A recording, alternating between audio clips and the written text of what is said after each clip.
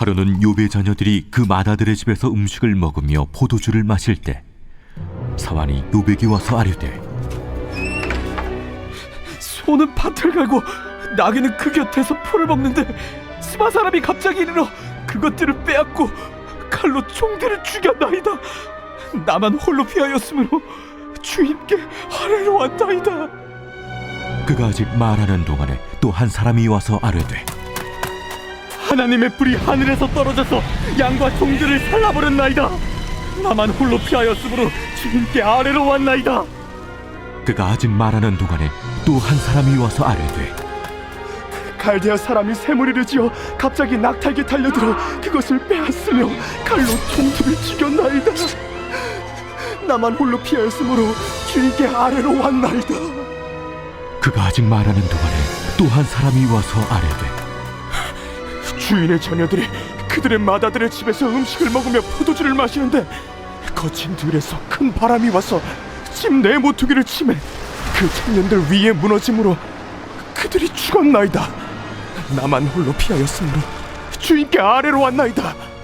욥이 일어나 겉옷을 찢고 머리털을 밀고 땅에 엎드려 예배하며 이르되, 내가 모태에서 알몸으로 나와서온즉 또한 알몸이 그리로 돌아가올지라. 주신 이도 여호와시오 거두신 이도 여호와시오니 여호와의 이름이 찬송을 받으실지니이다 하고 이 모든 일에 욥이 범죄하지 아니하고 하나님을 향하여 원망하지 아니하니라. 샬롬. 오늘도 새벽을 깨워 말씀을 묵상하고 기도하며 하루를 시작하는 여러분들에게 하나님의 놀라운 축복과 은총이 함께 하시기를 간절히 축원합니다. 오늘 말씀에 보면 욥에게 엄청난 비극이 닥쳤습니다. 그는 재산에 큰 손해를 보았고 한순간에 자녀들을 모두 잃었습니다. 근데 욥은 불행한 상황 속에서 성도다운 삶의 태도를 흔들림 없이 보여주었습니다. 그래서 고난이 찾아왔을 때 우리 성도들이 견지해야 하는 올바른 자세는 무엇일까 배우는 지혜를 얻기를 바랍니다. 첫 번째로는 죄로부터 자신을 지켜야 합니다. 욥은 자신이 당한 불행한 일들 속에서도 하나님을 원망하며 죄를 짓지 않았습니다. 물론 시련 때문에 매우 슬펐지만 그 감정이 하나님을 원망하는 마음으로 번지지는 않았습니다. 사람들은 일반적으로 누구나 예상치 못한 역경이 닥치면 슬퍼하고 분노하곤 합니다. 오늘 보니까 욥도 겉옷을 찢고 머리털을 밀며 자신의 슬픔을 표현했습니다. 우리도 사랑하는 사람을 잃거나 수고한 모든 결과가 사라져버리는 상황에서 슬퍼하거나 분노하는 것은 자연스러운 반응입니다. 그러나 그 감정에 압도당하면 하나님을 원망하는 죄에 빠질 수도 있습니다. 근데 욥은 상실의 슬픔 속에서도 자신을 지켰습니다. 우리는 욥과 같이 자기에게 닥친 시련 속에서 자신의 감정을 하나님 앞에 드러내면서도 하나님을 원망하지 않는 그러한 지혜를 배워야 합니다. 그렇다면 어떻게 그런 지혜로운 태도를 배울 수 있을까요? 시편의 저자였던 다윗은 하나님의 말씀이 고난 중에 있는 자신을 위로하며 살리셨다라고 그렇게 고백을 했습니다. 오히려 고난 때문에 하나님의 율례를 배우게 되었다라고 말하기도 했습니다. 시련 가운데서 하나님의 원망하는 죄를 피하는 방법은 말씀에서 떠나지 않는 것입니다. 도무지 이해되지 않는 상황에서 하나님의 뜻이 무엇인지 말씀을 듣고 읽으며 그 안에 머물러 있어야 합니다. 그러면 하나님이 말씀을 통해서 우리를 찾아와 만나주시고 위로를 해 주십니다.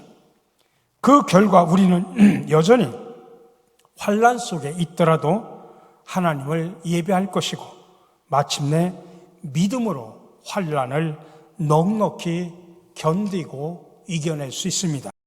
두 번째로 하나님의 주권을 인정해야 합니다. 극심한 시련 속에서도 욥은 하나님의 주권을 인정하며 찬양을 합니다. 욥은 하나님이 자신의 주인이심을 철저히 믿고 살았습니다. 그의 이러한 믿음은 평탄할 때나 환난 중에나 전혀 변함이 없었습니다. 욥이 이런 믿음을 가질 수 있었던 것은 그가 하나님께 받은 수많은 복에 마음을 뺏기지 않았기 때문입니다. 그에게 중요한 것은 하나님이 주신 선물들이 아니었습니다. 그는 자신이 아무것도 가지지 않은 채 태어났음을 잊지 않았습니다. 욥은 자기가 누리는 모든 것이 하나님이 주셨기에 그분이 다시 취해 가실 수도 있다는 사실을 인정하며 살았습니다. 그랬기에 욥은 환난 중에서도 하나님을 찬양하고 예배할 수 있었습니다. 하나님의 자녀로 부름받은 저와 여러분들에게도 다양한 모습으로 고난과 시련이 찾아올 수 있습니다. 근데 우리가 이기적인 욕망으로 해 하나님을 수단으로 삼는 잘못된 믿음을 가지고 있다면 결코 우리는 하나님을 예배할 수 없습니다. 우리의 관심이 하나님이 주시는 물질적인 풍요와 안락한 삶에 집중되어 있다면 그러한 것들이 사라지는 자리에서 하나님을 예배하기란 불가능합니다. 하나님을 알고 예배하는 것 자체가 목적이 되는 그러한 믿음을 구하시기를 바랍니다. 만물의 주인이신 하나님의 주권을 인정하고 그 주권에 순종하면서 살아갈 때 우리도 욥과 같이 모든 시련 속에서 하나님을 찬양하며 그분을 향한 믿음을 지켜갈 수 있습니다.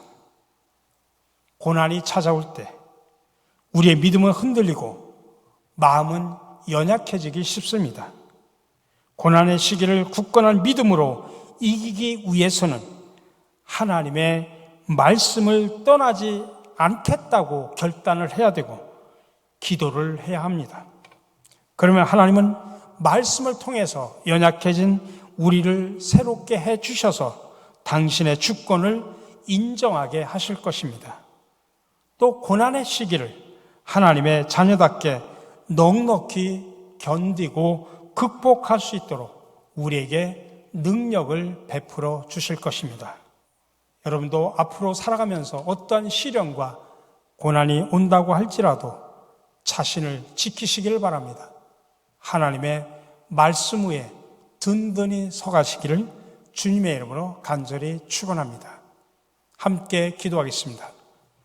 참 좋으신 아버지 하나님, 오늘도 욥을 통하여 믿음의 지혜를 얻게 하시니 참으로 감사합니다.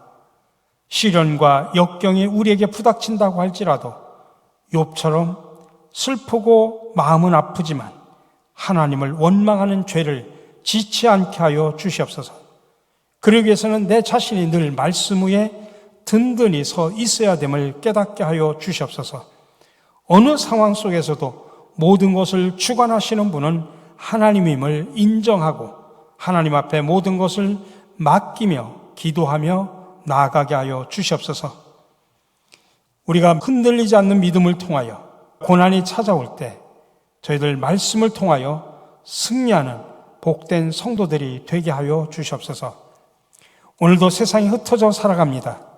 그 속에서 많은 사람들에게 우리의 입술을 열어 사람을 세우고 살리는 생명의 입술이 되게 하여 주시고 우리의 삶을 통하여 빛과 소금의 역할을 드러내고 그리스도의 향기를 드러내는 복된 하루가 되게 하여 주시옵소서. 이 모든 말씀 예수 그리스도의 이름으로 기도드립니다. 아멘. 이제 여러분의 각자의 기도의 제목들이 있습니다. 비전과 소원들이 있습니다. 그런 기도의 제목을 가지고 여러분들 조용히 기도하시고 또 마무리하시기를 바랍니다.